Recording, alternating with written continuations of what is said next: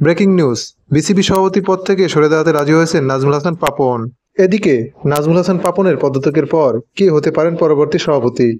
পাপনের পদত্যাগের পর আলোচনার টেবিলে বেশ কিছু নাম চলে এসেছে। এদের মধ্যে হচ্ছেন মাশরাফি বিন মুর্তজা, সৈয়দ আশরাফুল হক এবং নাজমুল আবিদিন ফাহিম সহ আরও অনেকে। তবে সবার উপরে আছেন ক্রিকেটার মাশরাফি বিন মুর্তজা। দেশের শীর্ষস্থানীয় এক গণমাধ্যমের সূত্র ধরে গতকাল 17 আগস্ট মাশরাফি বিন মুর্তজার সঙ্গে যুব ও ক্রীড়া উপদেষ্টা আসিফ মাহমুদ ব্যক্তিগত বৈঠক করেন।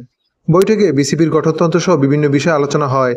মাশরাফি বিন মুর্তজাকে সেখানে বোর্ডে কাজ করার প্রস্তাব দেওয়া হয়েছে। আজ দেশের এক গণমাধ্যমকে এ ব্যাপারটি নিজেই নিশ্চিত করেছেন। মাশরাফি বিন মুর্তজা বলেন, আমাকে বোর্ডে কাজ করার জন্য কথা বলা হয়েছে। আমাকে বলেছে, আমি পজিটিভভাবে নিয়েছি। আগে আমি একসময় ক্রিকেট খেলতাম। এখন যদি পরিবেশ ভালো হয়, নিজের মতো কাজ করতে পারি, তাহলে কেন নয়। ক্রিকেটকে আমি ভালোবাসি, ক্রিকেট আমার রক্তে। ক্রীড়া উপদেষ্টা আমার সঙ্গে প্রায় মিটিং করছেন।